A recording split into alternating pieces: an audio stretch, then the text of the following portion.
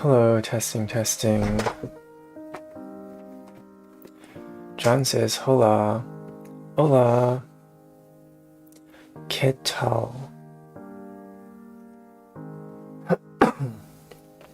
Oh. Mi español muy no bueno. Hola.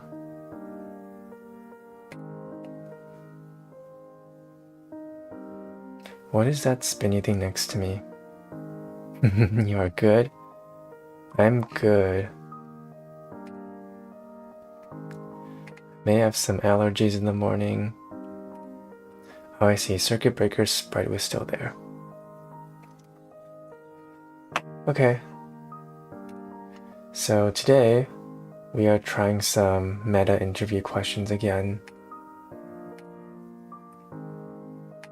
I've been combing through this list before the stream to try to find the ones I haven't done yet, which takes a bit of time because this is my brother's premium Leetcode account, not mine, so I have to compare on my account which ones I've done.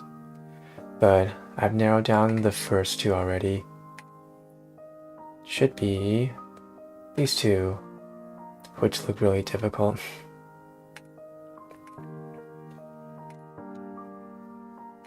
These two. Okay. Find peak element. A peak element is an element that is strictly greater than its neighbors.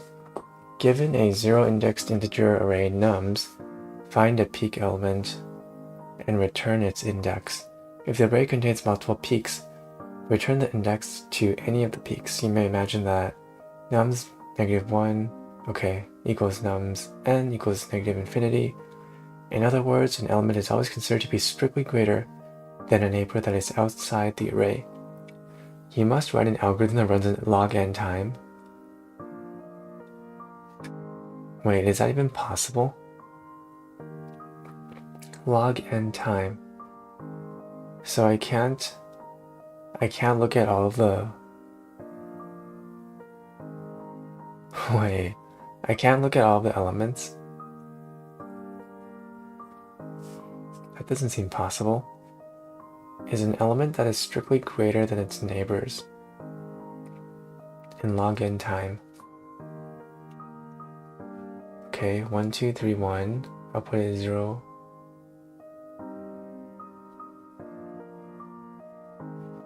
Return the index. Okay, the index, the peak number, 1, 2, 3, 1. I mean, yeah, I see that 3 is greater than 2 and 1.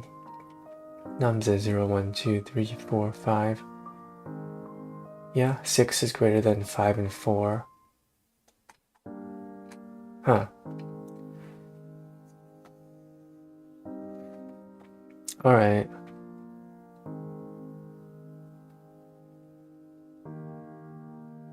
Are you sure it's in log n time? Because I can't think of an algorithm that runs this in log n time.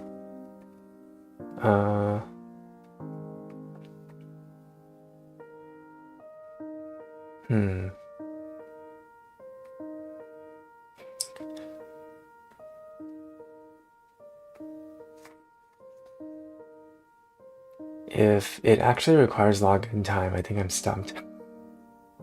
Okay, how I do this not in log n time? I would go through every single element and then compare its left and right. And the first one that I see is a peak element, I would return it. Yeah. That's literally what I do.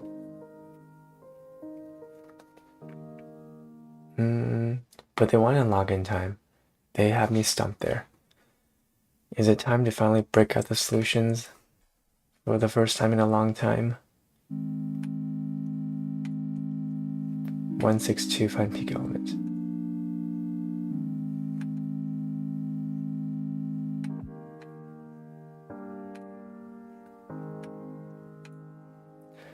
Okay. Leetcode 162. 162.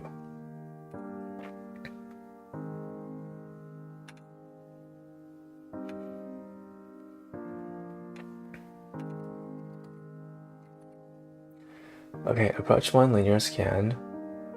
Yeah. 2 consecutive numbers are never equal from the beginning. Whenever we find a number of nums, we only need to check if it is larger than the next number. For determining if nums I is the peak element. Okay, case 1, all the numbers appear in descending order. First element corresponds to the peak element. In this case, we didn't reach a point. Huh, okay. We only need to check if it is larger than the next number. Really? Okay. Oh, wait. So the further we go, we establish that our previous ones are not bigger than their previous. I see, okay. So the first one that is greater than the next one. I see, that makes a lot of sense. I didn't think of it that way.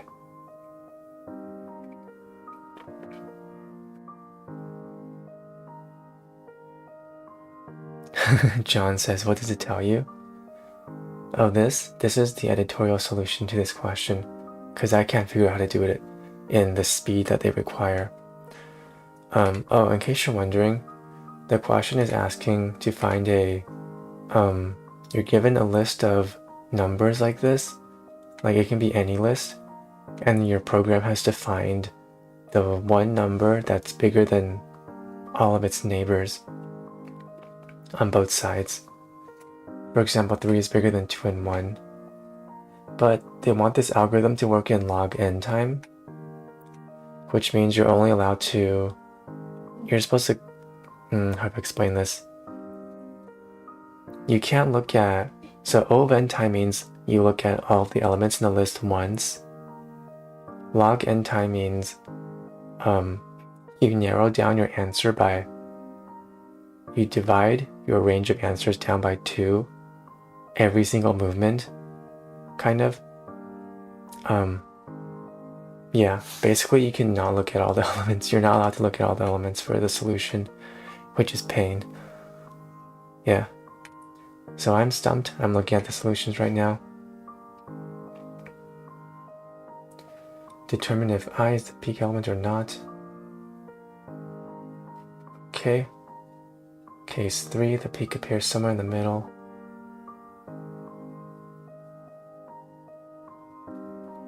Yeah, so the further we get, we establish that the previous number is smaller than its next. Yeah, okay. See, this solution is O of n because we're looking at every single element. Recursive binary search. Okay. Now we're talking a little.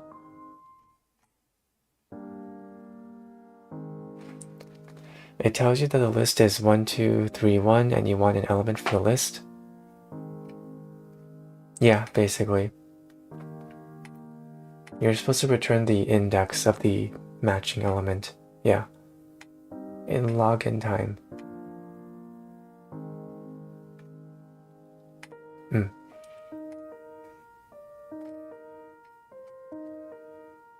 Okay, recursive binary search. This is probably the answer that we're looking for. This is log n.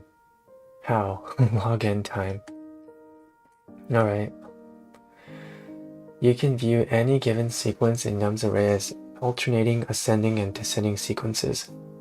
By making use of this and the fact that we can return any peak, as the result we can make use of binary search to find the required peak element.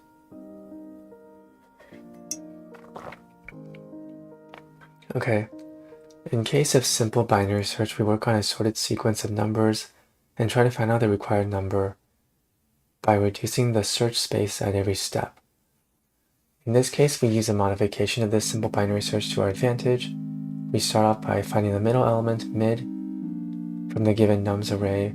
If this element happens to be lying in a descending sequence of neighbors or a local falling slope, it means that the peak will always lie towards the left of this element. Is that true? Oh, I guess that's true. If it's descending, yeah, the peak could be behind it like this. Even if it never goes back down like that, the peak is here, right? Yeah, I see. Or if it's always ascending. I see. Okay, that makes sense. It's hard to wrap my mind around though. The peak will always lie towards the left of this element, thus we reduce the search space to left of mid and perform the same process in the left subarray. Okay. If the middle element mid lies in an ascending sequence of numbers or a rising slope, bounded by comparing nums to its right neighbor. Okay. Did we compare to our right neighbor too?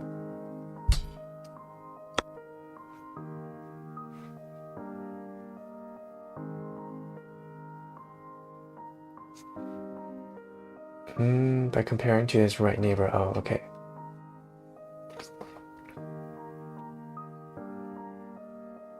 Okay. I see.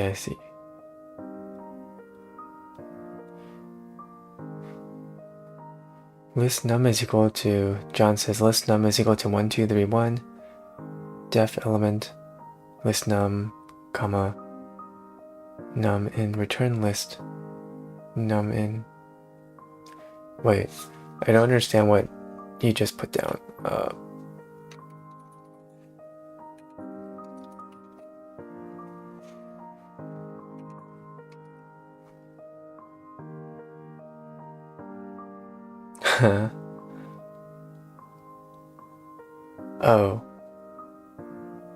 Is this a joke?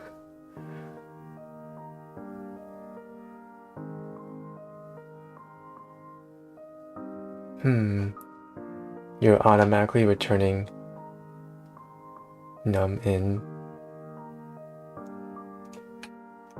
Alright, I'm gonna assume that this is a joke. In this way, we keep on reducing the search space until we eventually reach a state. Wait, does this actually work in Python?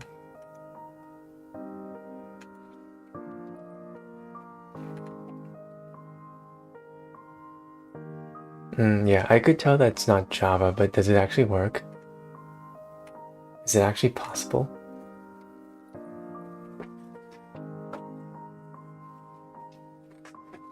In this way, we keep reducing our search space till we eventually reach a state where only one element is remaining in the search space. This single element is the peak element. To see how it works. Okay.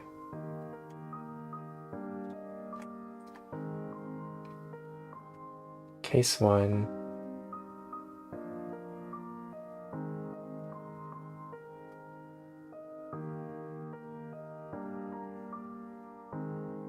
One, two, three. Okay, 2 happens to be the middle element on the falling slope to 1, 2. 1 access the middle element. Yeah, okay. I guess the peak is always guaranteed to be happening like this here, right? Peak is like here. We're almost always guaranteed to have a peak element, no matter where we go.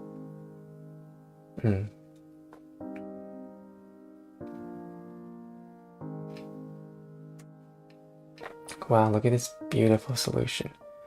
It works in Python. Huh. List num is equal to this. Define element.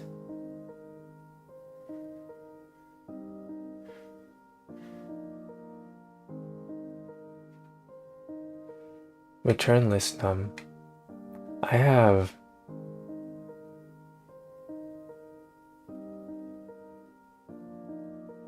define element.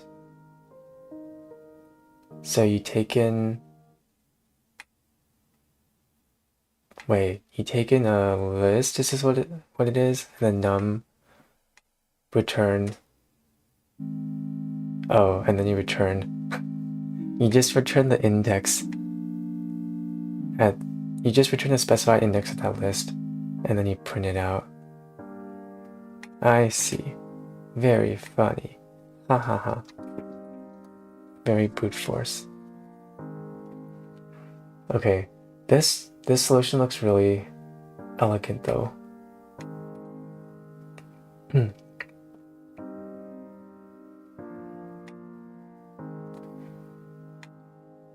Okay, return search nums 0. So search, you're given a list, left, right. Okay, if left, right is equal to r, return 1. Mid is equal to l plus r divided by 2. Okay. If nums mid greater than, okay, which means this is a descending thing, so you return nums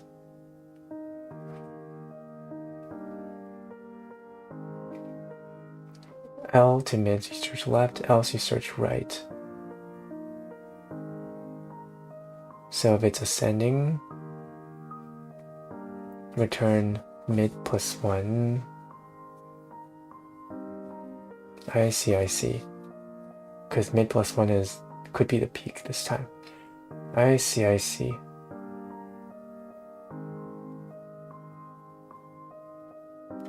You know what? I think I understand this now. This is really cool, the algorithm.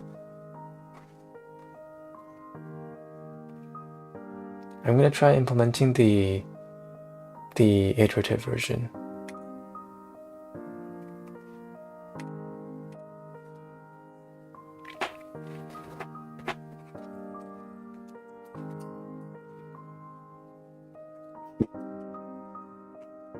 Oh, okay. Int nums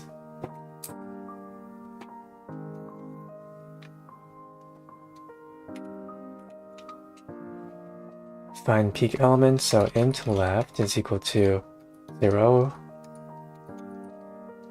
Int right is equal to nums.length minus 1, while left is less than the right. Can I make this bigger? I guess this works like this. Okay, we calculate the middle element. Int m is equal to left plus right divided by 2. Okay, then there's two cases. If I'm on a ascending thing, ascending, descending. Okay, what is ascending? If nums m is less than nums m minus 1, no, m plus 1. Am I gonna get a out of bounds thing here?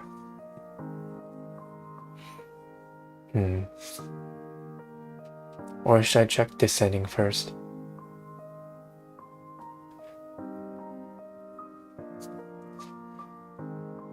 Ascending.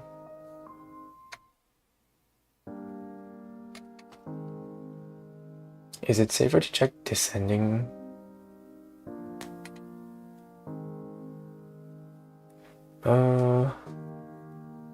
If we have nothing, John says, can I send you an image?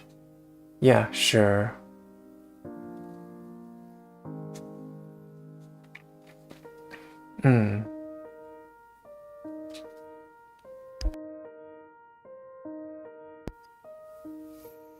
Oh, is the image the robot face? Less than nums m minus 1. Then, if it's ascending, you have to search right, so the left is updated. Left is equal to m plus 1. John says for y. What do you mean for y? else, if it's descending, that means my answer is, if it's descending, my answer could be m. Yeah. Right is equal to m. Where do I pass it to you? Oh, is it possible to paste the link of the image into the Twitch chat?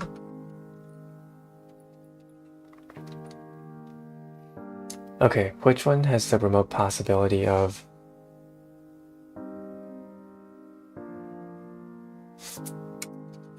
return? Which one do I return? m+1. I think I'll return the right. Right has the possibility of being the thing, right? Okay. Or does it not matter? Let's go, it worked.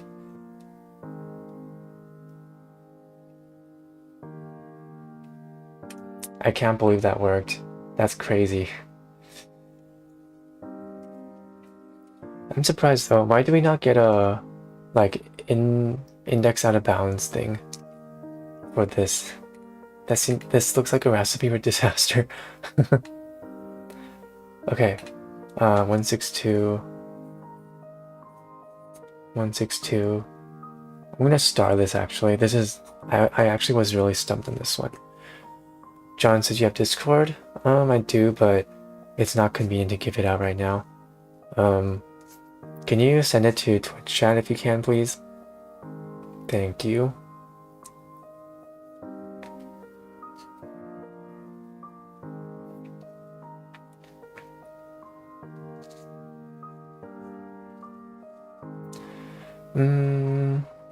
Wait, why does this not go out of bounds? What if I have something like 1?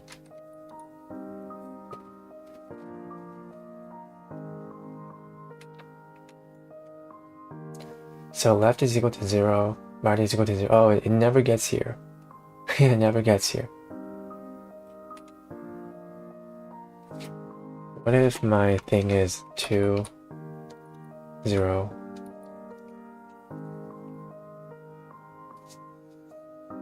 So it would gravitate towards here, I guess. Okay. Left is this, 2 is this. 0, 1, 2. 2 divided by 2 is 1. Is it ascending? Yeah, it's ascending. So left is equal to 2. Oh, cool. I see, I see. So before it always gets out of bounds, yeah, it'll never get out of bounds. If the left is for some reason at, yeah, if the left is for some reason at the very right boundary, it would collide with the right at the very least. I see, that makes a crap ton of sense. Oh, John sent me a link. I will see what's up with this.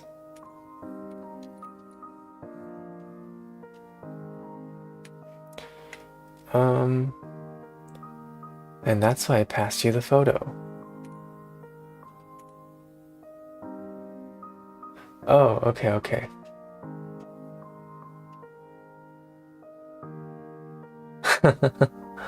God damn it.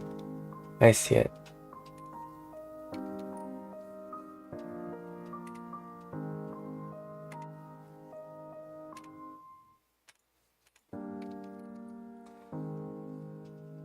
Yeah. It would return 2, huh? List num in list. 0, 1. 0, 1 is 2. Yep. Oh, official anime boy Sotaru, aka Yosuke. Hi. Hey Yosuke, how you doing? I made another vid for you, but I don't know if you like it. It's pretty cool. Let's go check it out. I happen to have just finished a problem, so now is a good time to take a break. Official anime boy. What anime boy Sotaru?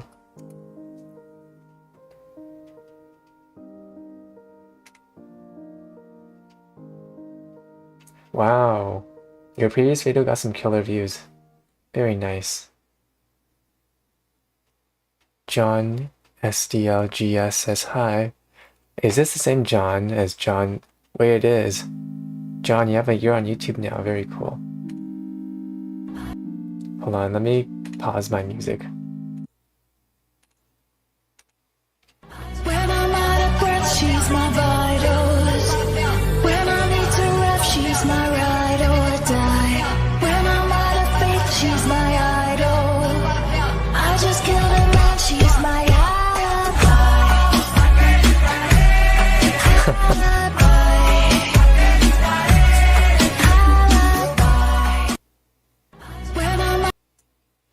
Dang.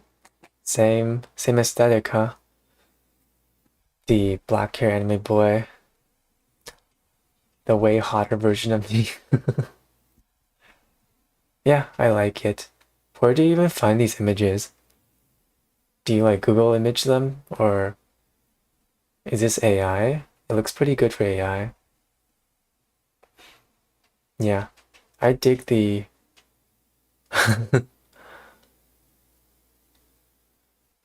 yeah, I kind of dig the emo black hair anime boy thing on Google. Dang. Huh, you handpicked the images. What do you even search for this? Black hair anime boy. It's spicy for you. Oh look, there's some examples. Is this a whole genre? I mean, not all of them look that good though. This one doesn't look that good. I mean, for what you're going for, I guess. Oh, right. And there's the whole freaking genre of black hair anime boys that look the same for isekais. These don't look that good either. There's the famous Subaru and this guy from Sword Art Online. Team, can I copy your homework? I say, oh yeah. I just changed it up a bit so it doesn't look obvious you copied. Okay. Every isekai protagonist looks like this. It's spicy for you. It is pretty spicy. The boys are hot.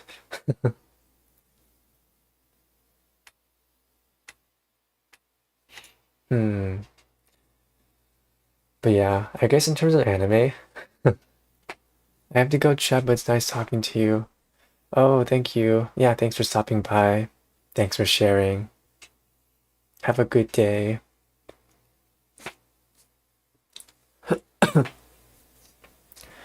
Okay, next problem.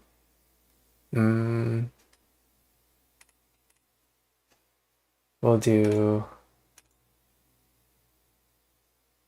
Oh, did I actually close my window?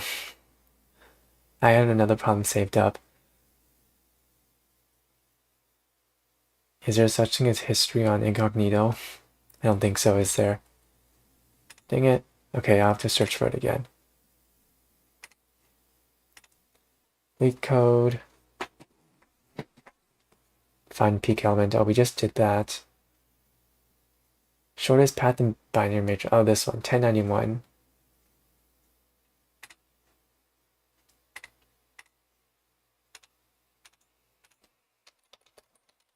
Leetcode 1091. Shortest path in the binary matrix. I'm still trying to fit in system design study into my streams somehow. Maybe I'll start at 9 o'clock or 9:30. I'm not sure. Given an n by n binary matrix grid, return the length of the shortest clear path in the matrix. The shortest clear path. What does that mean? If there is no clear path, return -1. A clear path in a binary matrix is a path from the top left cell, i.e. 0, 0, to the bottom right cell, such that all the visited cells of the path are 0. I see, you can do that. All the adjacent cells of the path are 8 directionally connected.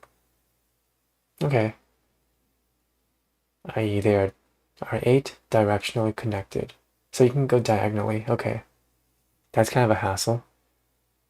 The length of a clear path is the number of visited cells of this path.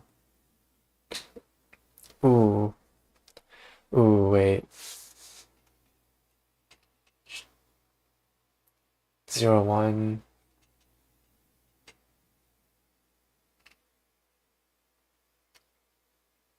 ¿Qué te está diciendo? What are you talking about?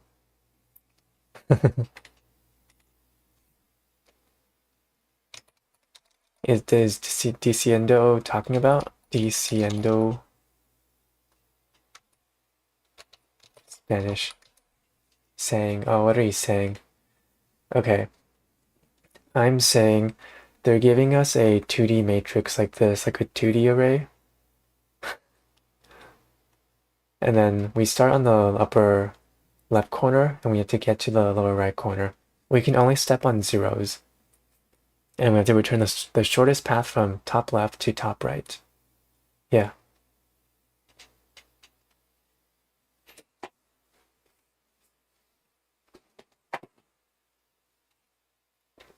This sounds pretty hard. Should we do breadth first search? Ouch. I feel like breadth first search is the way to go, right? To find the shortest path.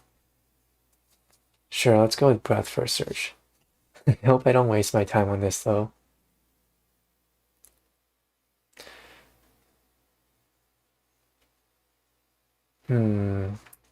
Is breadth first search the way?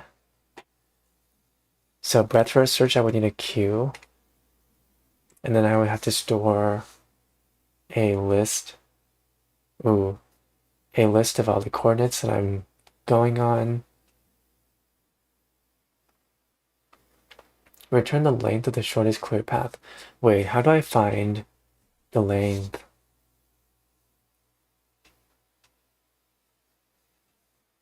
Wait, hold on.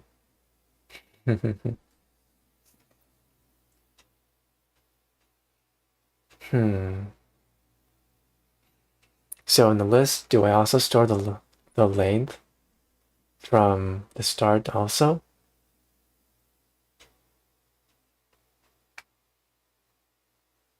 I guess that's one way to go.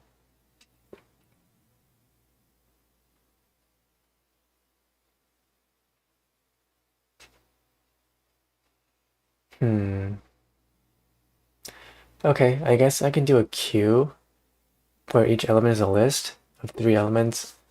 The first 2 elements are the coordinates of the spot. The third element is how deep I am into the path. And if one of them is, n minus 1, n minus 1, then I'm there.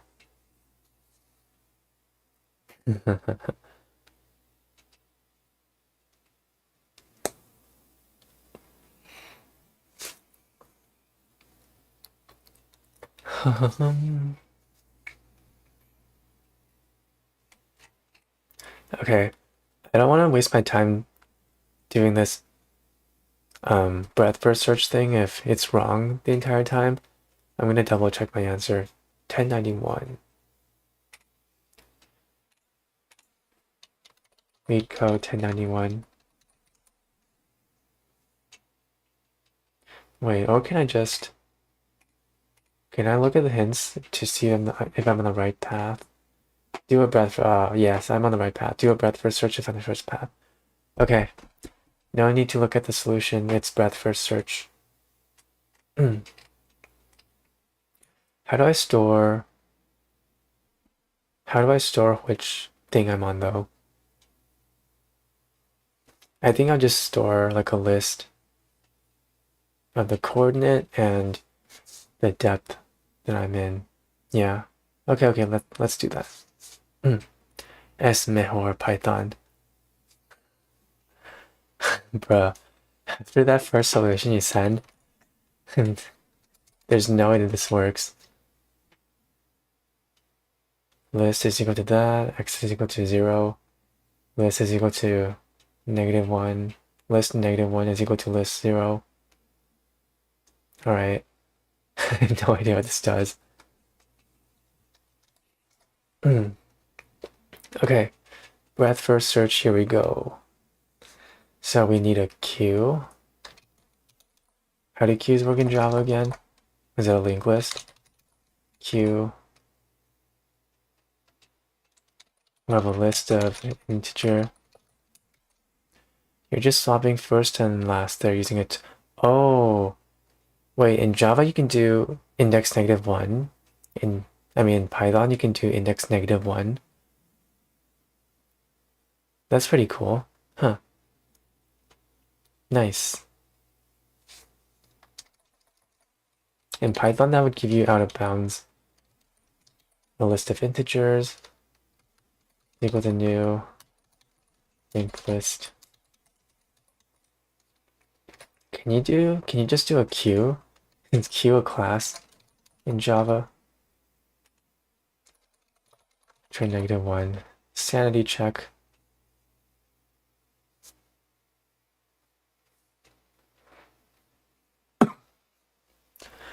Oh look, Gupta Samarath. You're just swapping first and last, so using a temp variable. Yeah, Python can do negative indices to look backwards. I see, that's pretty cool. I wish Java had that. Anytime I had a negative Q, not a statement. Oh, Q.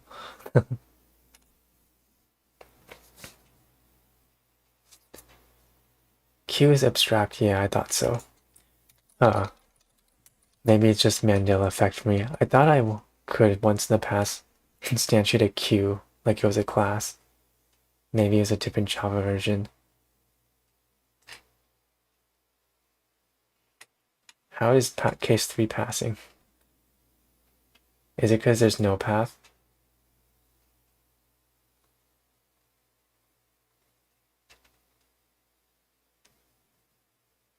No, there is a path. You go 0, 0, down, down.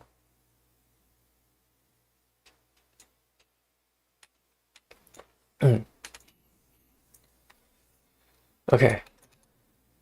So you start off on grid.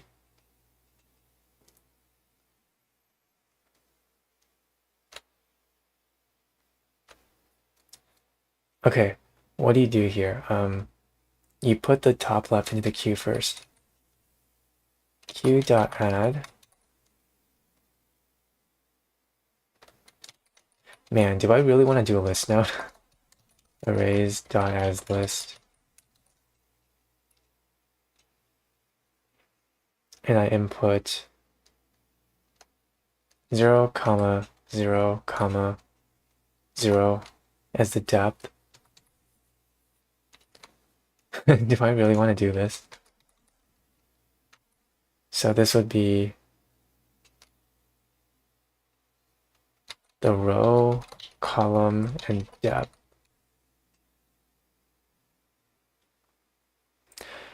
Also, I just realized my music is not going anymore. What's going on? Oh, gotta turn it back up.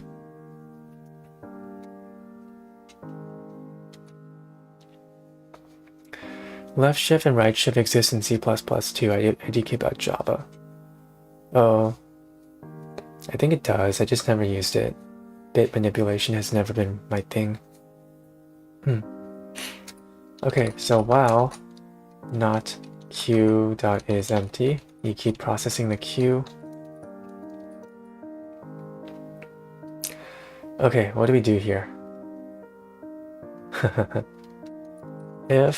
So base case, if list integer, if the current node, should we call it a node? If the current is equal to, well, first the current is equal to q.remove. If current, I should unload this first. Int row is equal to current dot get 0. Make it less confusing. Int column is equal to current dot get 1. make this more readable. Int depth is equal to current.get 2. So if row is equal to grid dot length minus 1 and column is equal to, is guaranteed to be a square, right? N is equal to grid dot length, n is equal to, okay. We can just do grid dot length then. Grid dot length minus 1.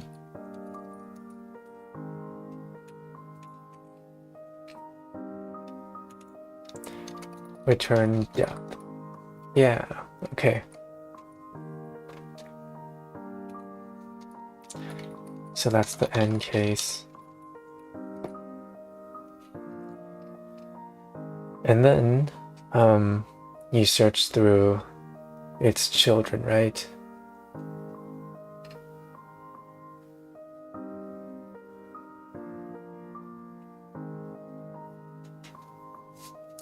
Is it worth trying to,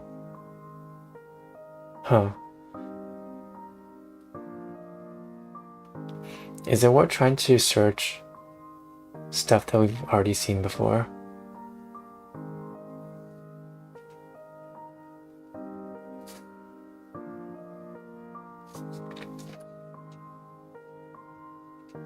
Okay, so we need a list of all its children somehow. Oh, this is gonna be such a hassle. Children.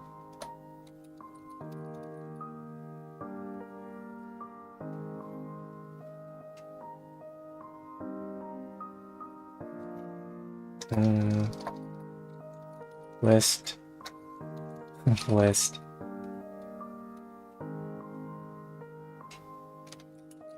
Integer children is equal to get children.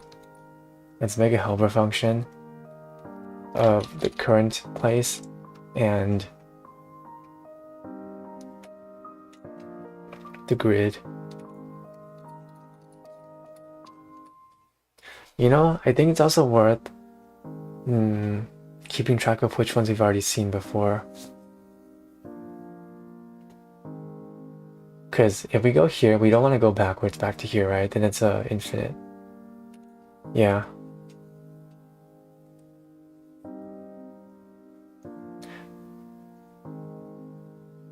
Yeah, dang it. We might have to int visited is equal to, no, boolean visited is equal to new boolean 2D array, which is equal to grid.length and also grid.length. Very cool.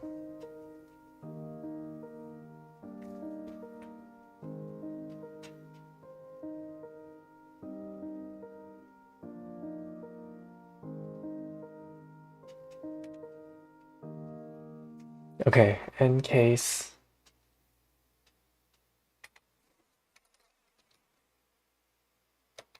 And then we mark visited row column is equal to true. We should also pass visited here probably too. Okay. And then what we would do here is q dot for list integer child in children q dot add child. Yeah. Then if nothing works, we return -1. Yeah. Okay. Now the hard part is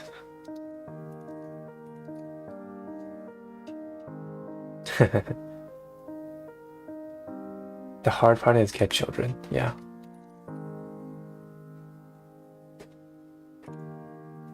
Maybe we don't even need to pass in visited here. Maybe we can just do if not visited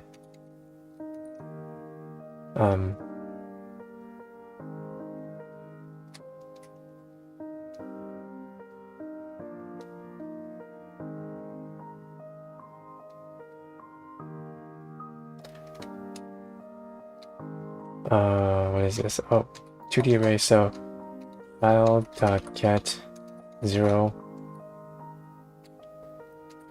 and child.get 1. Then you do the processing.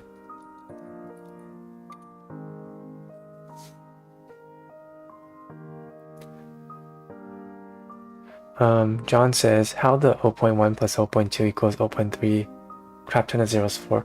Oh my god, did you watch the video? Is that how you got that? Yeah, apparently Java doubles are imprecise. You can't, I don't know the exact details to be honest, but apparently you can't represent some decimals precisely with just binary format. I don't know why. Yeah, Circuit had a really tough time with that. Yeah, computers aren't capable of storing fractions exactly. I feel like I once knew how this once worked. Back in college, I feel like we did study how computers stored decimals. Unless you stored numerator and denominator separately. Yeah, it's true. Okay, get children. We need a function called get children. Oh, why do I feel like this is gonna be so annoying? Private. We return a list of integer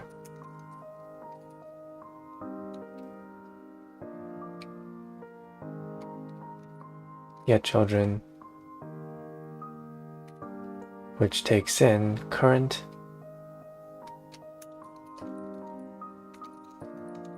the current spot and the grid. Okay, so we need to return all 8 spots surrounding it. Oh boy. All right.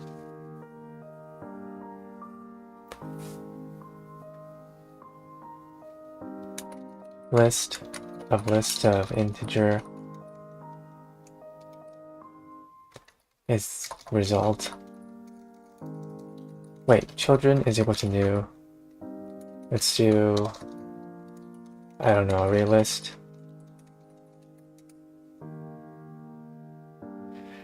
Okay. Should we start like from the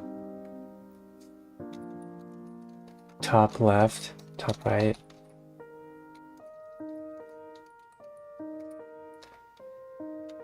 Children.add arrays.asList.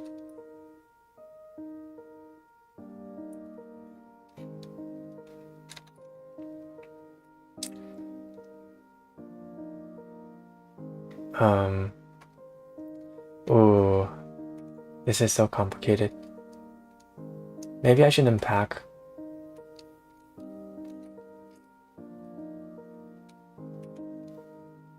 Oh my, when write each case manually? Huh. How would you write the cases then?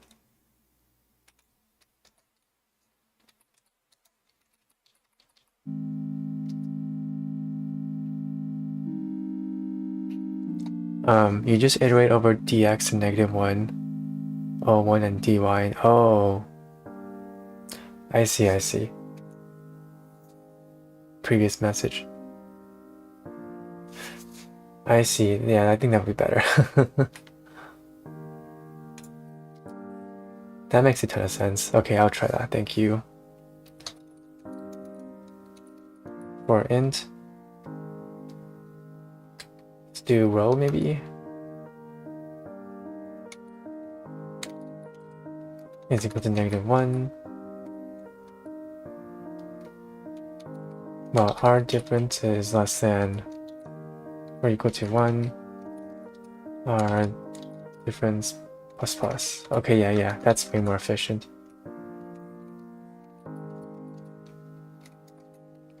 And then this one for column. Column difference. Column difference. Yeah. Okay.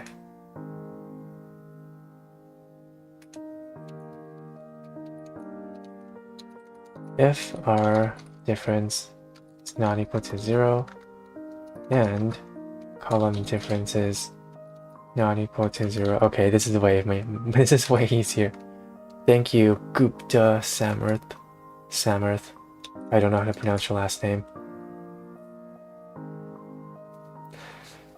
Okay, we need to make sure that it's in bounds too, right? Only skip for both equals 0. Yeah, I'm making sure it's not equal to 0. Oh.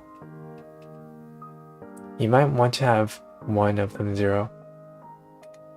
Oh, wait, that's true. If our... Wait, does this not work? If it's not... Oh, wait. If... Okay. So if both of them are equal to 0, then you continue. Yeah. Okay, and then you do whatever else here.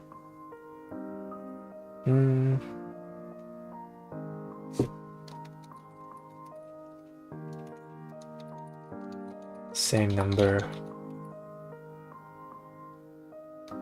If you wanted to use the non-equals conditions, you could put an or there. If not equals... Oh, or... Okay, that makes sense.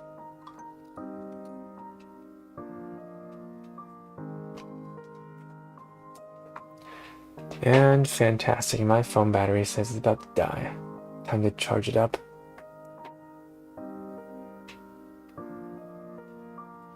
Can it still recognize me if I put it upside down like this?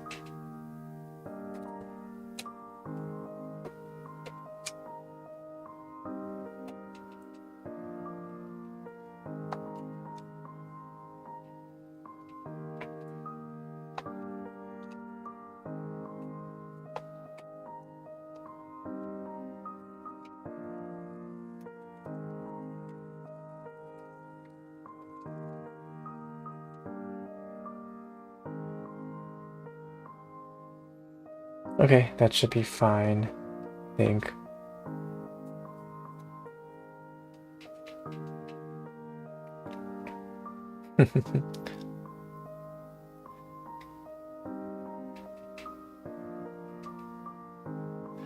Another way to...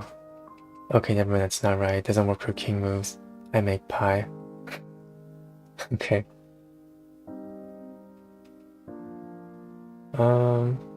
If our diff is not equal to 0, or C diff is not equal to 0. You know what? I think I like the previous way better. Yeah, I think this is more readable for me. Yeah, it's more explicit. I also need to check if it's out of bounds, right?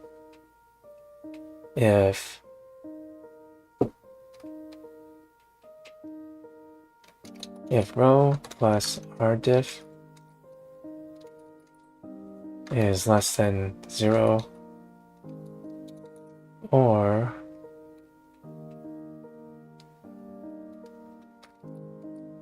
okay, int new row is equal to rho plus r diff.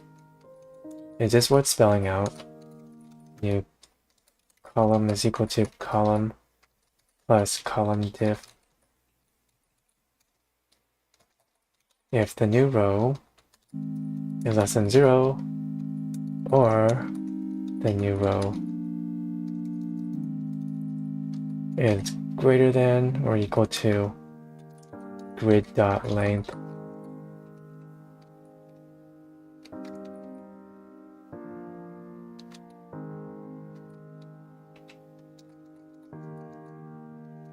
Or new column is less than 0, or new column is greater than or equal to grid.length, because I can do this because the row and column are both the same length. then you continue as well. Else if you get past all of these. Children dot add arrays dot as list new row, new column,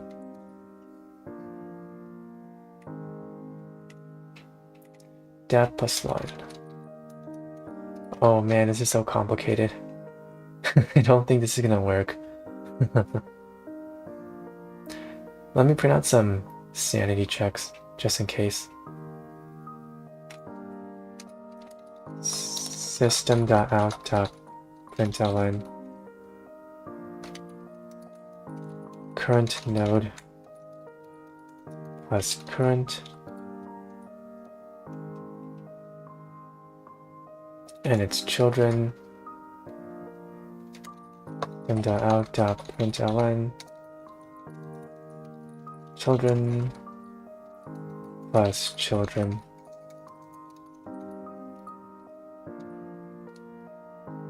Okay, run this thing.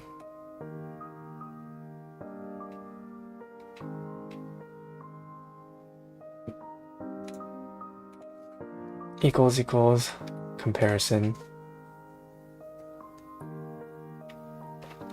24 missing return statement. I forgot to return children. Children.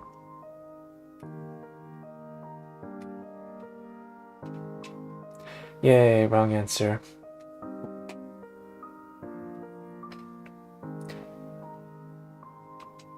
Output 1 expected 2. Output 2 expected 4. Oh, it has to be 0 too. But we can only go on the 0 nodes. Okay, but meanwhile we can check.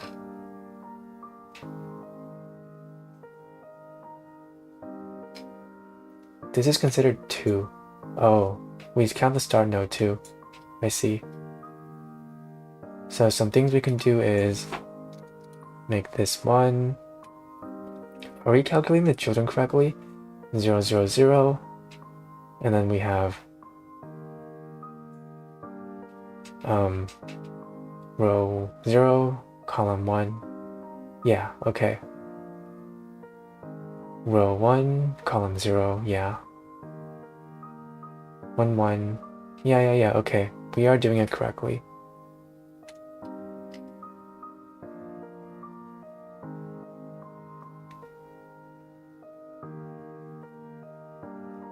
Okay. Very nice. So we have to make sure that it is a value of 1, 2, or 0, 0. My bad. 0. Should we do this here?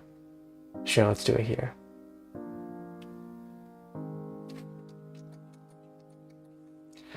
If the grid, new row, new column is equal to 0, then we can proceed with adding it. Yeah.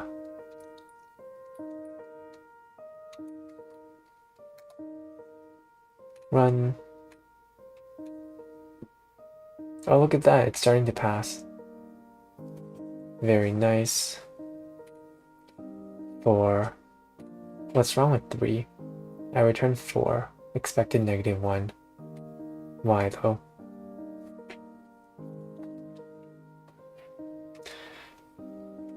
Okay, what's this? 1, 0, 0. I'm just trying to draw it out here. 1, 1, 0. 1, 1, 0. Oh.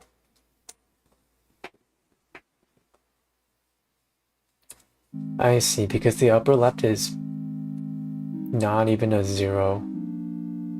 Okay.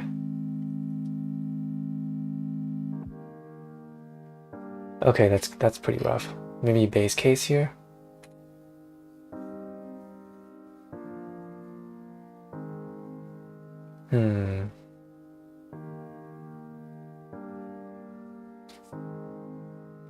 Yeah, maybe base case. if grid 0 is not equal to 0, then return -1,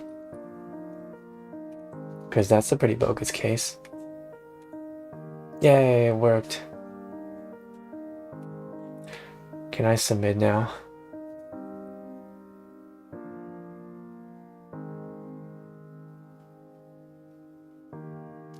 Output limit exceeded.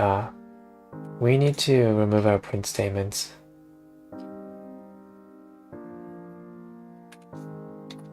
Remove that. Remove that.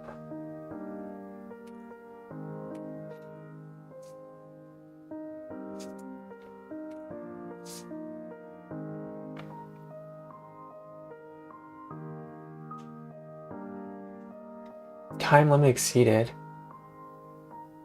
Oh no. Time limit exceeded. How else are we going to make this more efficient? Oh man.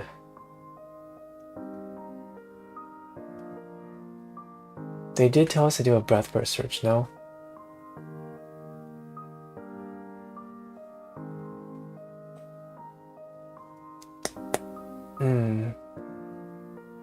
How do we make this more efficient?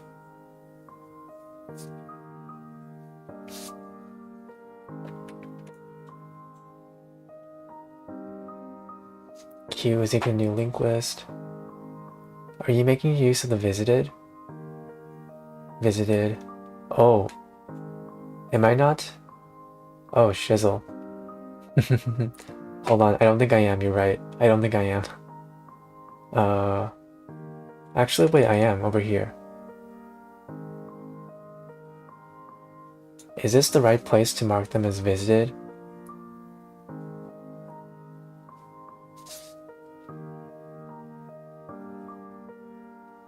You're checking while pushing, but you can also push the same entry multiple times.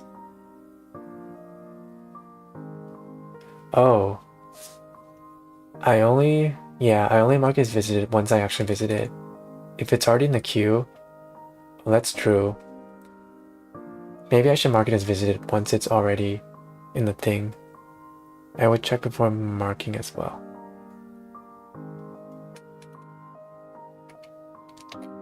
I see. You don't want to push the... Yeah, okay. Queue to add child and the mark it as visited.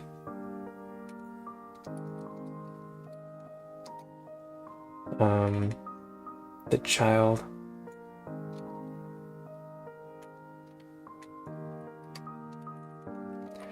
Man, this is getting kind of complicated. Yeah, there's a possibility I'll add the same child in many times, huh? Very true.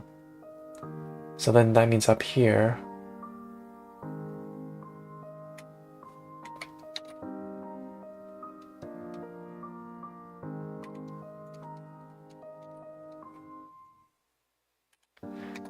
we should mark the starting point as, you know, as soon as we add it into the queue, we mark it as visited. Will I go to YouTube? Let's use this test case.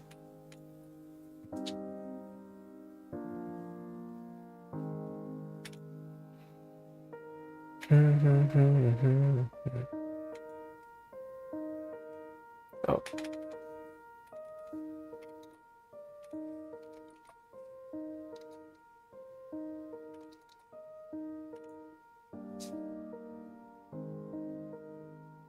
Oh, look. Oh, it worked. Don't tell me this. Oh, let's go. Yeah, we need to mark the child as visited as soon as we put it into the queue. So just in case we don't process the child yet, we don't add the same child in. I see.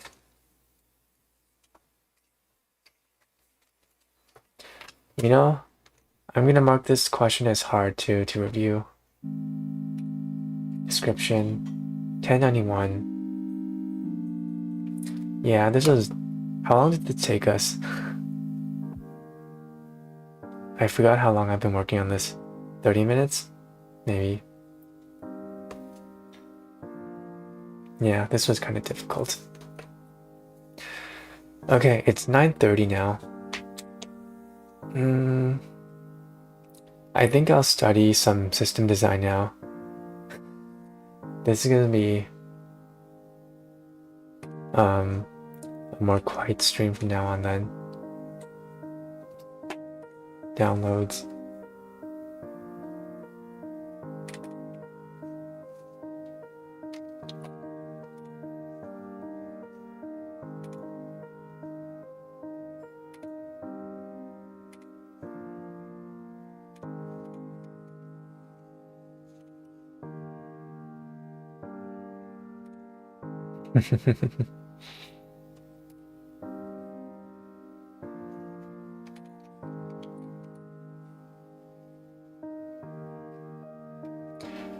Okay.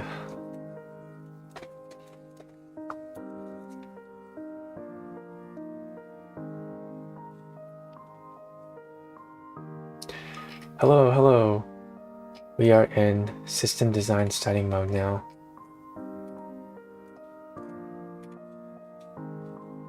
I believe we were here last time. Oh.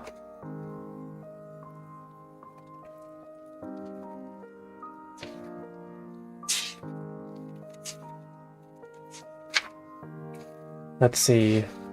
Last time, what did we learn? We learned about databases, relational to non-relational. Relational databases, you can join them. Non-relational databases like NoSQL, there's no joining, so there's supposedly lower latency because all the information is in one place, though it might take more storage, but it's lower latency. Your data can not necessarily be in a table data format like rows and columns. You only need to, it's good for if you only need to serialize or deserialize an object, aka just convert an object to a pure bytes format to store in the cloud. No need to convert your data into a column and row format, which is good. Apparently it's good for a large amount of data too, because it's better for scaling horizontally. The exact details of that I don't know, but apparently it's better for that. Load balancer, we learned about load balancers. It's good for distributing traffic among web servers. We learned about master and slave databases. Usually it's good for more reads than writes. The slave copies the master and handles all the reads. And then we learned about caching, just putting information in RAM on some servers so it's faster to access. And gotta make sure you have a good expiration date so it's not out of date data. Yeah, it's ideal apparently with more reads than writes. Okay, very cool.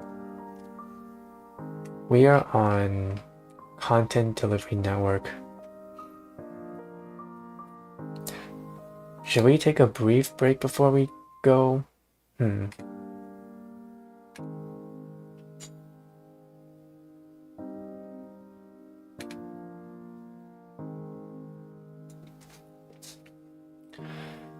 Let's see. I feel like taking a short break before I continue studying. Let's see. Do I have any funny or interesting interview stories?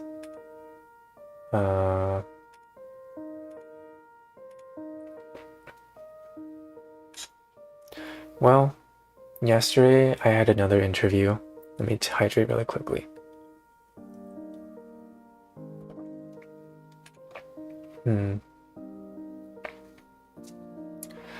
So there wasn't actually a interviewer interviewing this time.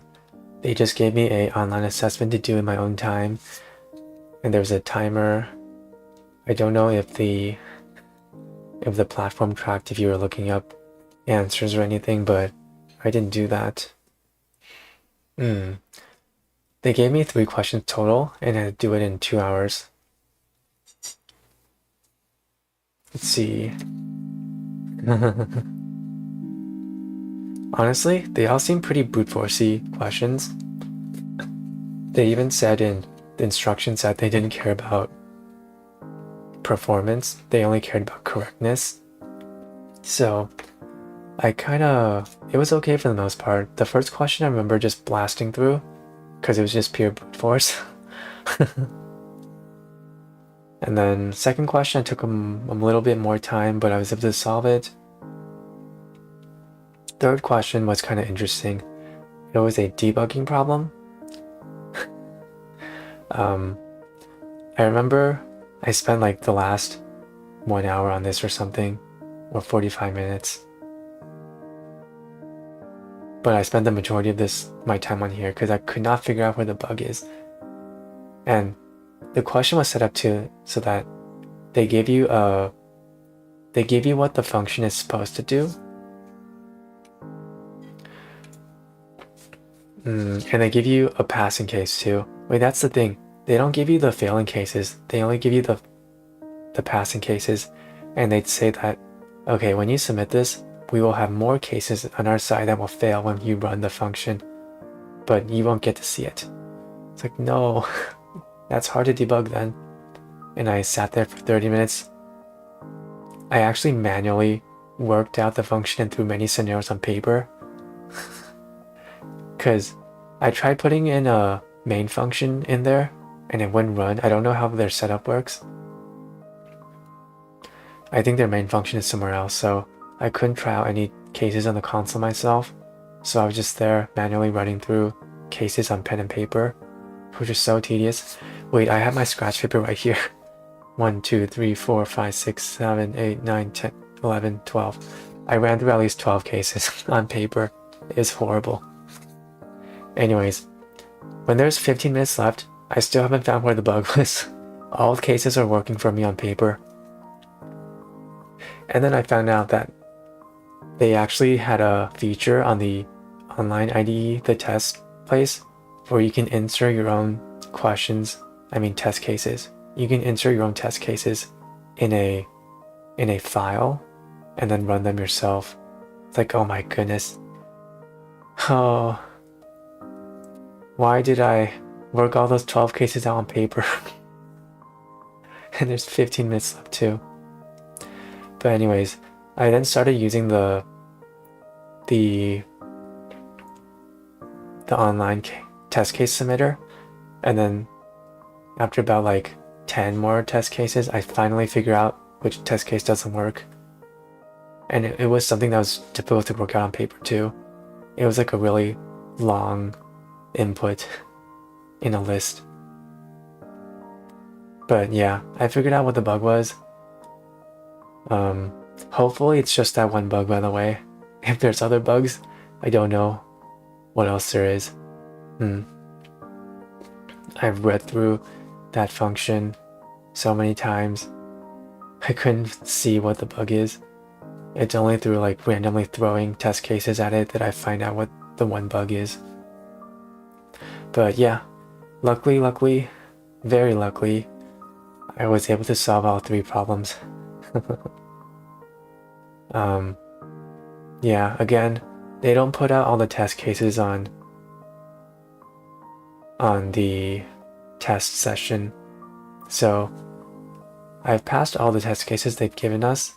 I don't know if I pass all of them that they're gonna run in the back though. So yeah, still kind of iffy if I passed on that actually. I will see. But yeah, that was probably one of the most tedious tests I've ever gone through. So brute force and debugging for hours. Anyways, time to start studying.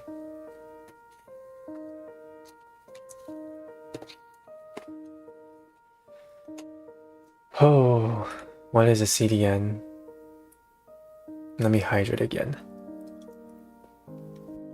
CDN is a network of geographically dispersed servers used to deliver static content. CDN servers cache static content like images, video, CSS, JavaScript. Okay. So CDN, they're like servers that cache static content. Okay.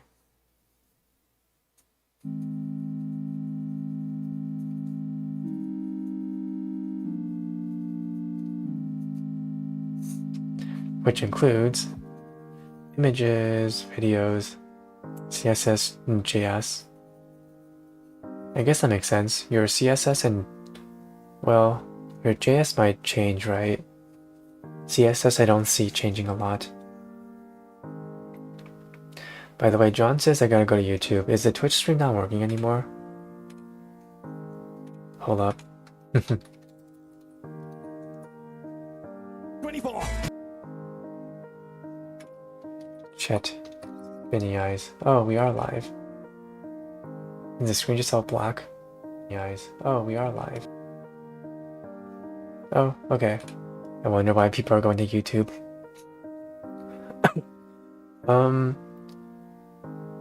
What's the advantage of what's the difference between a CDN server and a cache though?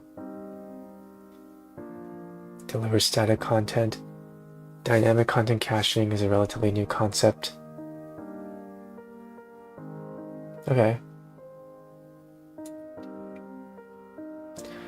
Here's how CDN works at a high level. When a user visits a website, CDN server closest to the user will deliver static content. Okay. Further users are from CDN servers, the slower the website loads. Okay. Okay, so it's trying to make the servers geographically close to it.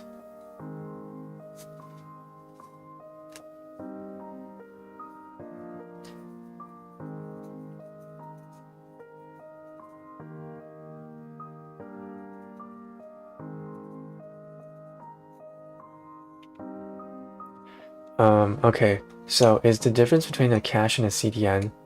Cache is for usually the database calls, so it's usually there's only one, or like just that one group close to the database in one location.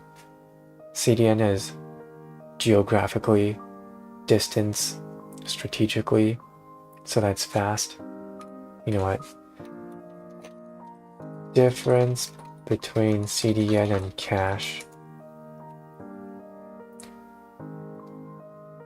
While caching stores frequently access data locally for quick retrieval, CDNs provide a geographically distributed network of servers to deliver content efficiently.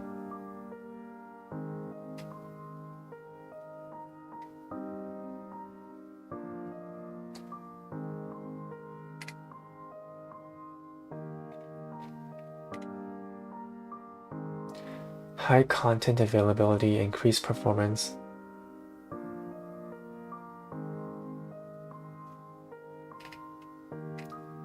Caching is simply a process of storing information in a computer.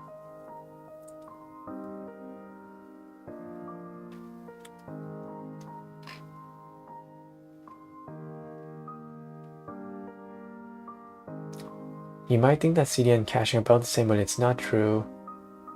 Okay.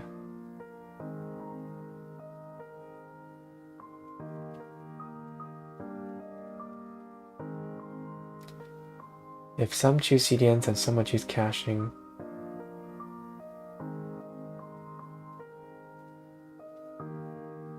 Okay.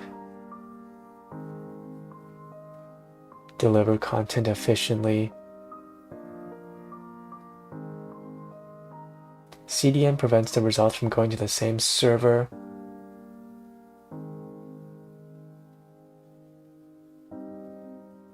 Oh, interesting. Cloudflare is a CDN service. Okay.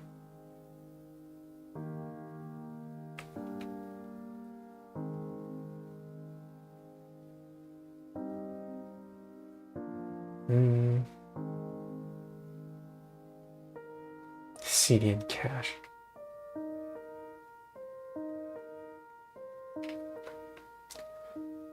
Typically saying we can call a CDN a type of caching. Okay, that makes sense to me.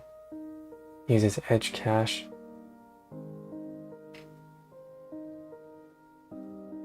Okay, so CDN is a type of caching.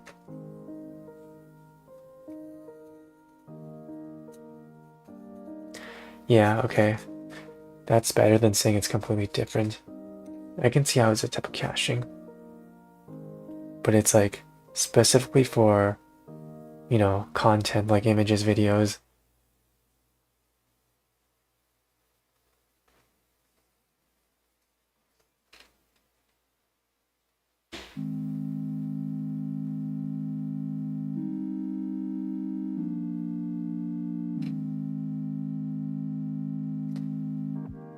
Caching occurs only when you use a type of CDN service, as the CDNs are reverse proxies.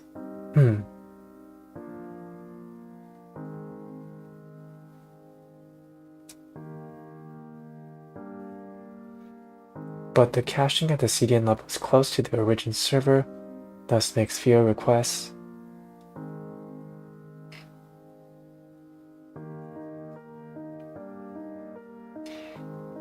Caching stores static content when the first request is served to the users at the same location. CDN enhances the end user's internet experience by utilizing its own servers and end user services called edge servers. Caching is a part of CDN. Caching utilizes CDN to accelerate the internet. Okay.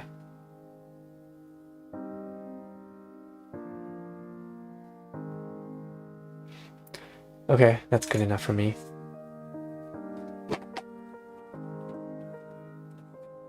CDN server closest to the server will deliver static content. Okay, cool.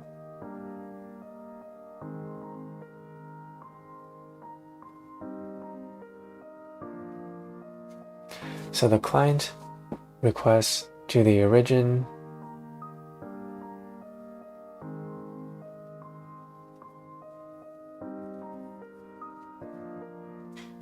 Okay, user A tries to get image PNG using an image URL. The URL's domain is provided by the CDN provider. Okay. The following two image URLs are samples used to demonstrate what... Okay. If the CDN server does not have image.png in the cache, CDN server requests the file from the origin, yes, from the server, which can be a web server or online storage like Amazon S3. The origin returns CDN, which includes okay. Oh, okay, so it's like caching. Okay.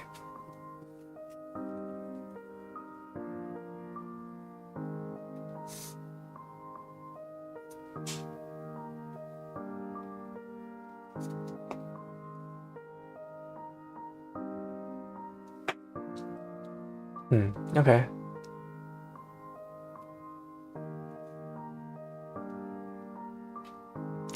So user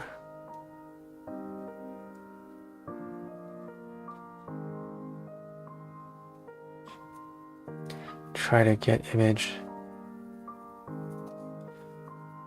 from CDN.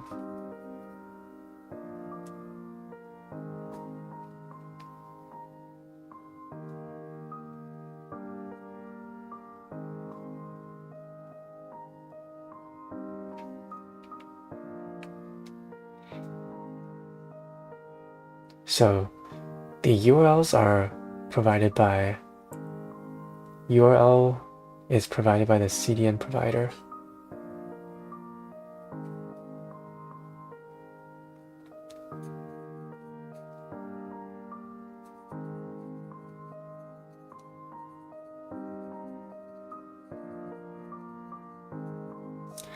Okay. And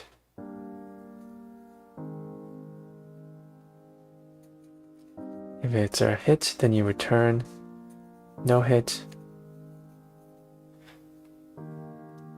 Request it from the origin.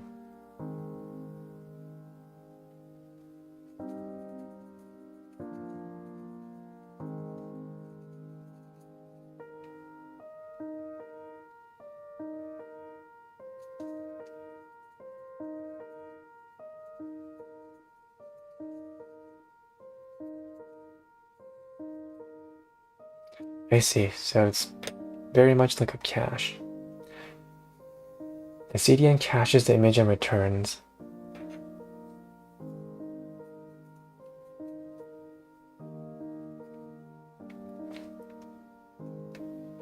Considerations of using a CDN.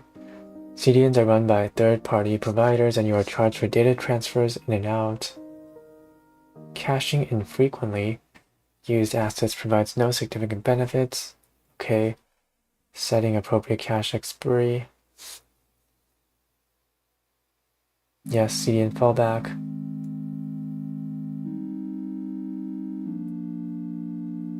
Client should be able to detect the problem and request resources from the region. Okay. Invalidate the CDN object using APIs.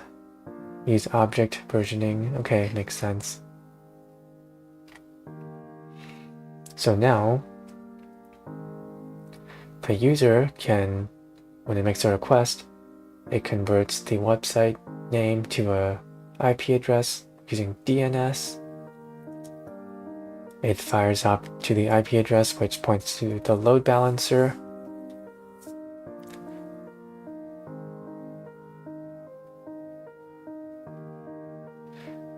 And reaches the web servers here. There's a master DB for writes, slave DB for reads. There's a cache for the DB2. And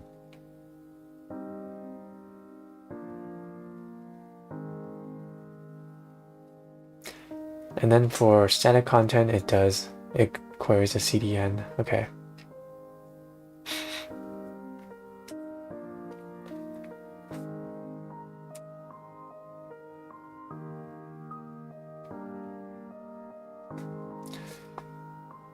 Okay, scaling the web tier horizontally, we need to move state out of a web tier. Good practice is to store session data in the persistent storage such as relational database or NoSQL. Each web server in the cluster can access state data from databases. This is called stateless web tier. User session data, okay.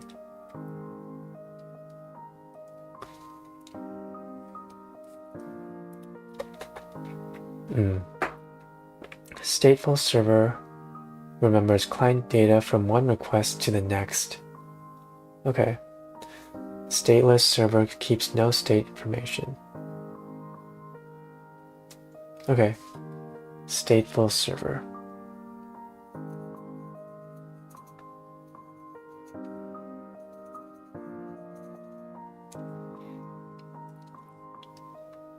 User session data.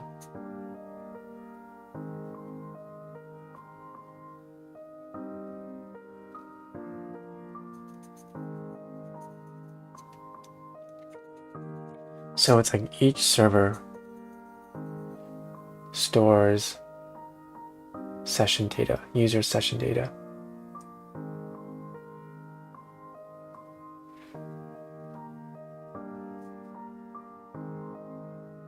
Remembers client data state.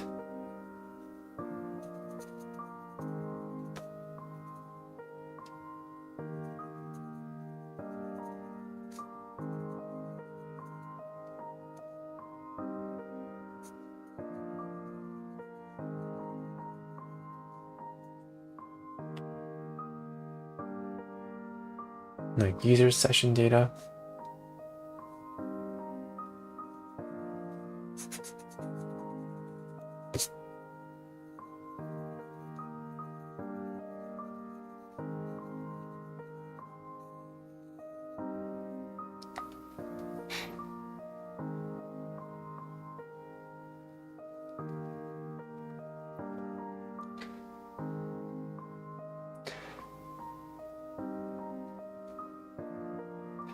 Okay, so each web server in the cluster can access state data from databases.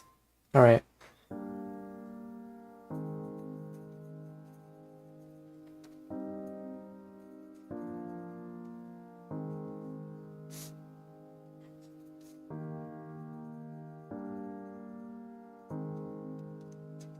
So stateless is each server accesses state data from the same database. Okay.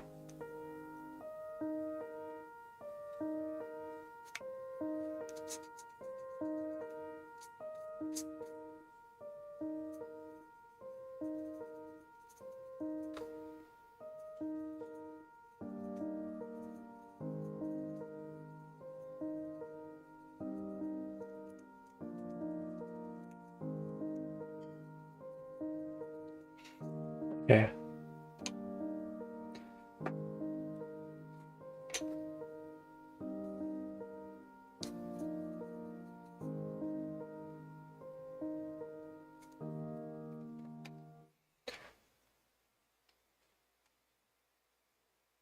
Users A, session data and profile images from server 1.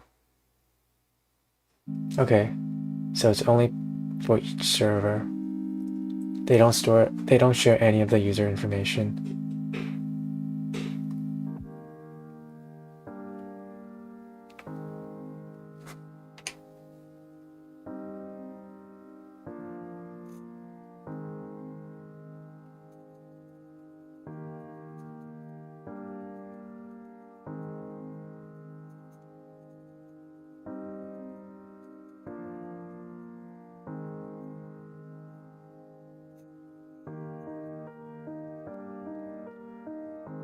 Stateless architecture, multiple users, query web servers, shared storage for a state. Okay.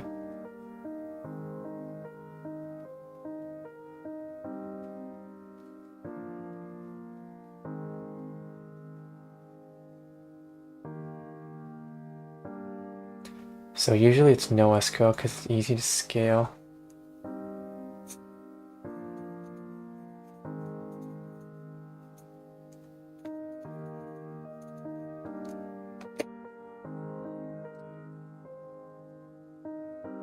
Okay, yes, you can easily add or remove servers based on traffic load. Supporting multiple data centers is crucial. Data centers.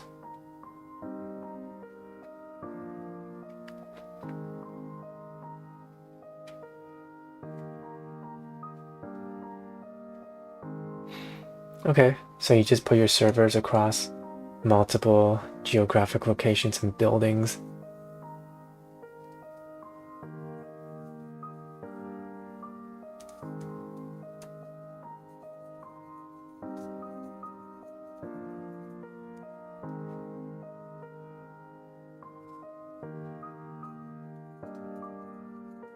So you use GeoDNS to route to the closest data center. And I guess it helps with performance because the closer you are to the data center, the faster your data exchange speeds will be. Yeah.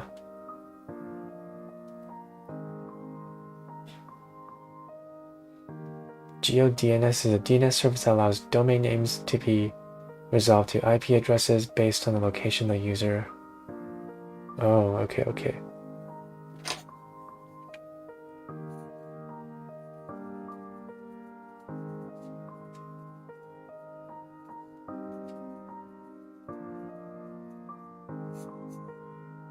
So each data center has a different IP address, huh? Okay. Traffic redirection. Yeah, okay.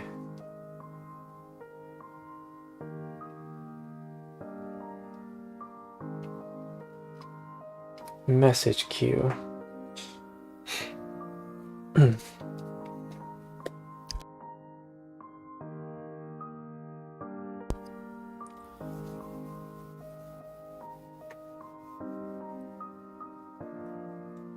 Okay. Publishers. Producers/publishers create messages and publish them into a message queue. Consumers and subscribers connect to the queue and can read from the queue. Okay.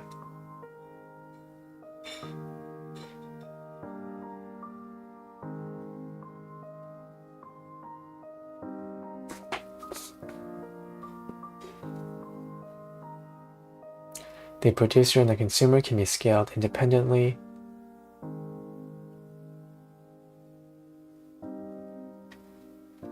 Okay, more workers can be added to reduce the processing time. You can do stuff in parallel, potentially. Yeah, okay. Sure, message queue.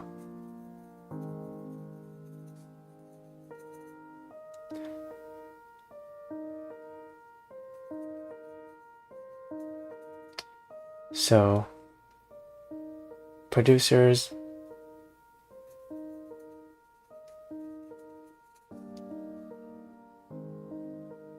consumers,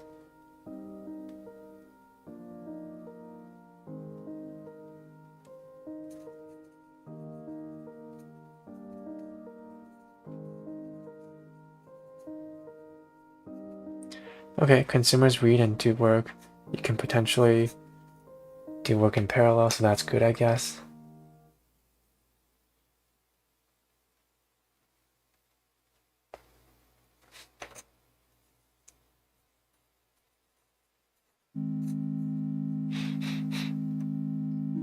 Very cool. Logging metrics.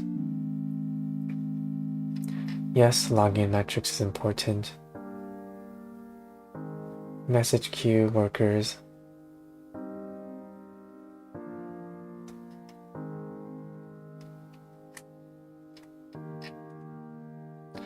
Are the workers like whole nother servers? I feel like they are.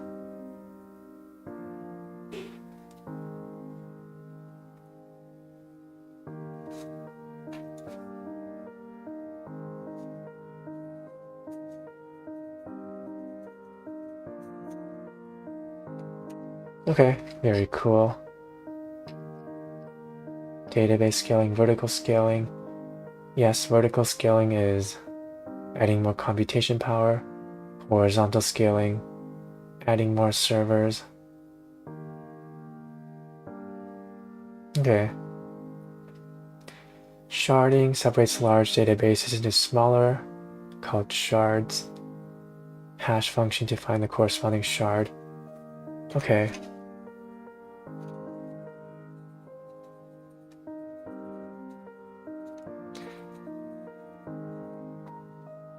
Shard. Sharding.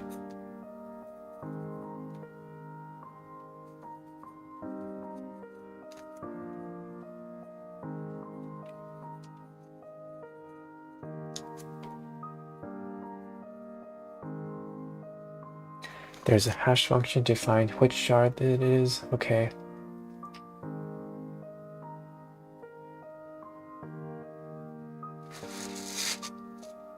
Sharding key consists of one or more columns that determine how data is distributed.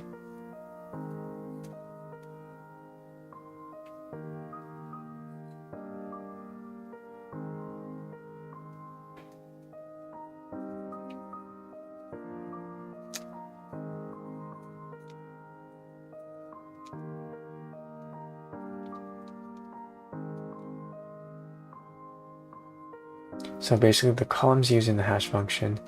Okay.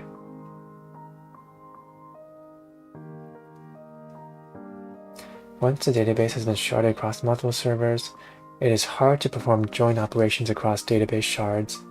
A common workaround is to denormalize the database so the queries can be performed in a single table. Denormalized. Wait, what does that mean?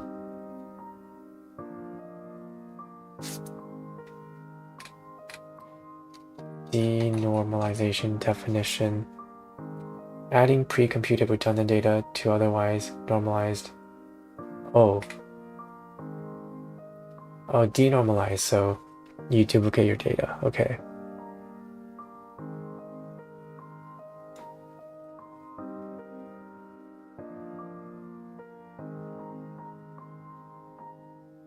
Celebrity problem. Ooh, my lips are getting tired. Katy Perry, Justin Bieber, Lady Gaga, all end up on the same shard. Yeah.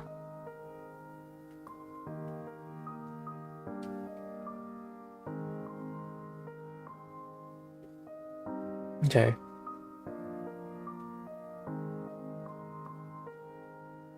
Why is it hard to perform join operations across multiple shards, though?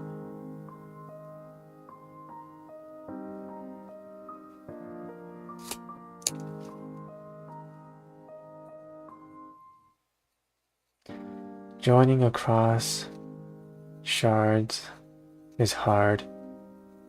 Denormalize.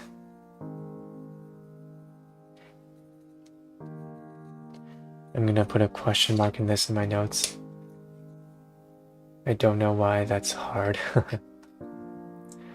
Oh cool, we finished chapter 1. Chapter 2, back of the envelope estimation.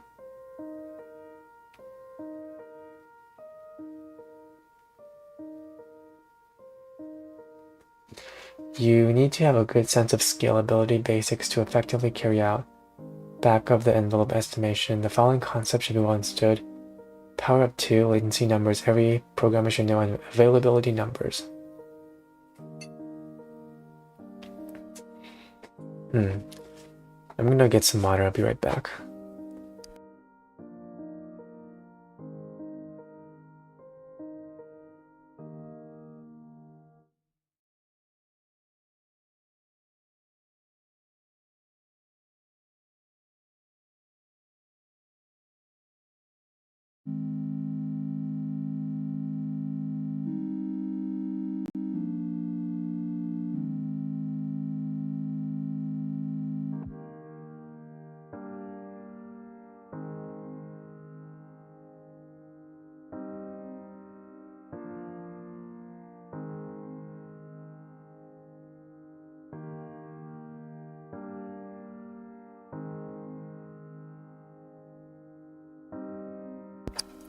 Hello, I'm back. Power up 2, although data volume can become enormous when dealing with distributed systems. This is gonna be so dumb. What exactly is the definition of a distributed system?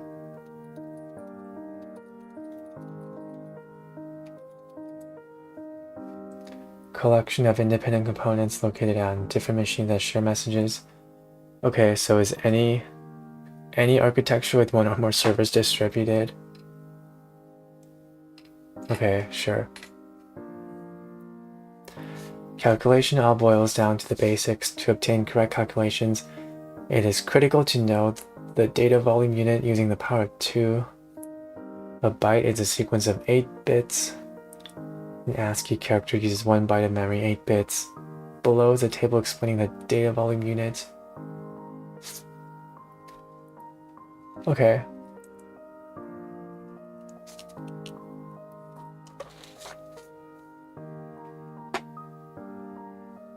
$10, $20 million, $30 a billion, $40 a trillion, $50 quadrillion. Oh my goodness, do I have to remember this?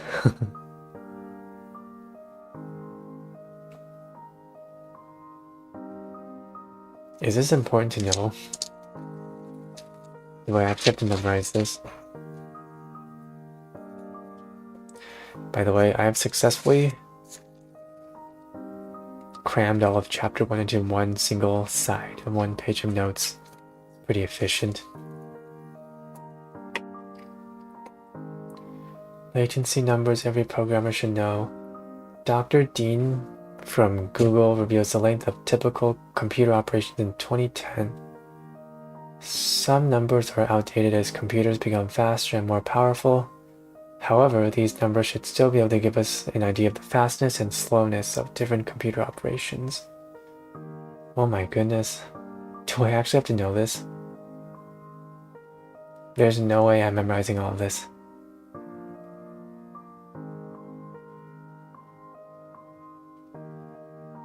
$150 milliseconds.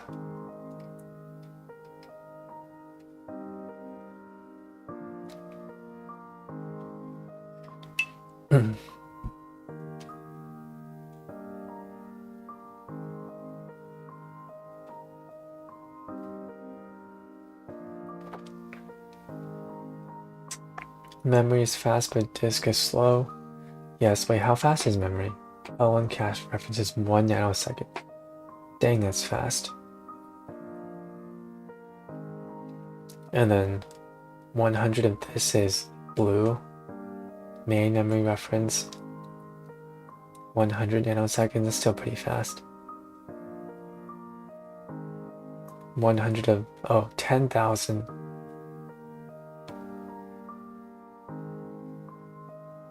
Oh, okay, 100 of this is green. SSD read, okay, we're getting slower. Round trip in the same data center. 100 of this is red. Disk seek? Really? A disk seek?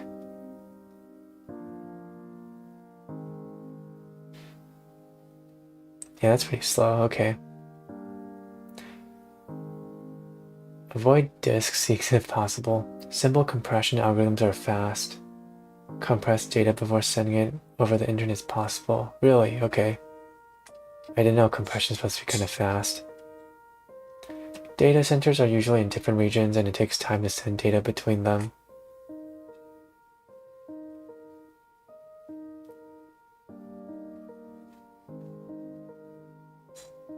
Alright, availability numbers.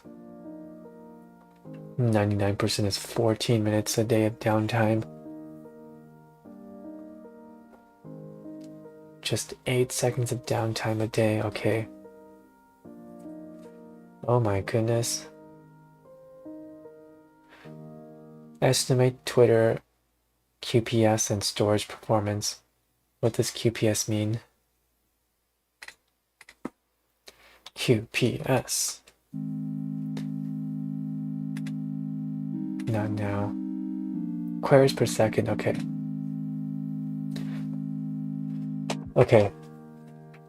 The following numbers are for this exercise only, as they are not real numbers from Twitter.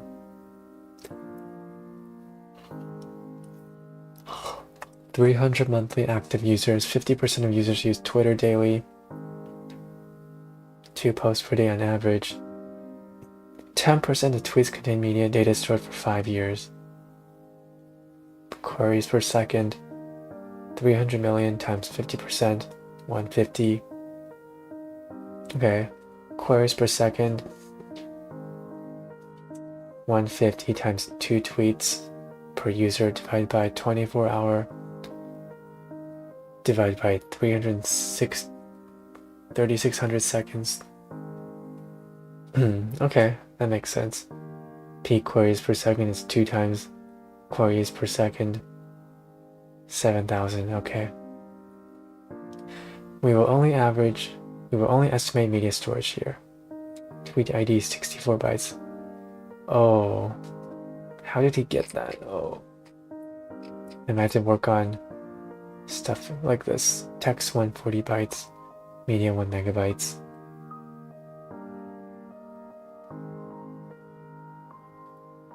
$55 petabytes. Back of the envelope estimation is all about the process. Solving the problem is more important than obtaining results. Interviewers may test your problem-solving skills. Here are a few tips to follow. Rounding and estimation.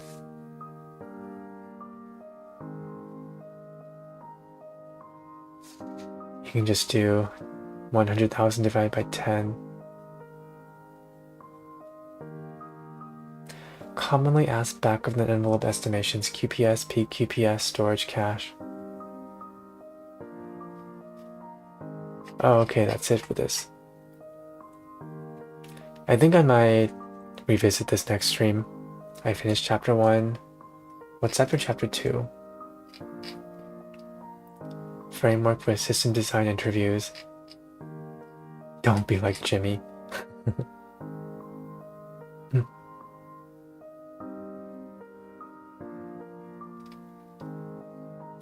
Because he was hungry. Why did the tiger roar? A hand shot up in the back of the class. Yes, Jimmy. Because he was hungry. Very good, Jimmy. Oh, Marifosa Albine says, good luck. Thank you. It's very nice of you. I can't believe there's still people here, by the way. System design is so boring to look at. Thank you.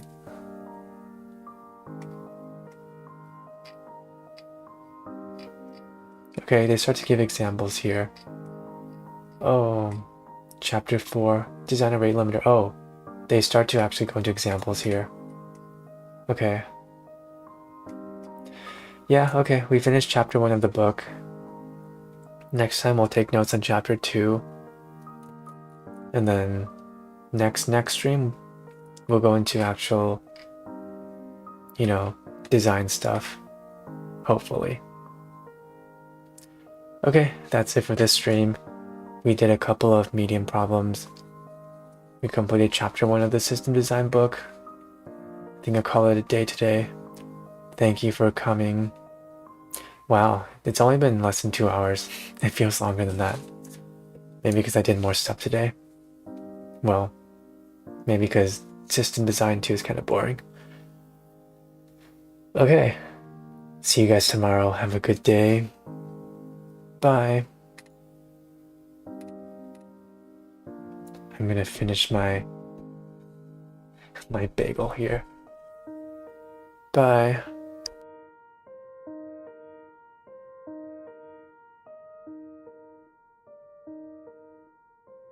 Oh, can I rate anyone right now? Is there even anyone here sticking around for system design?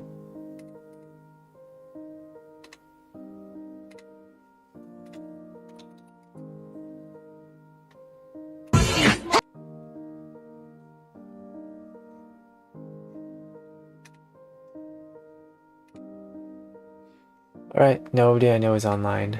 That's it then.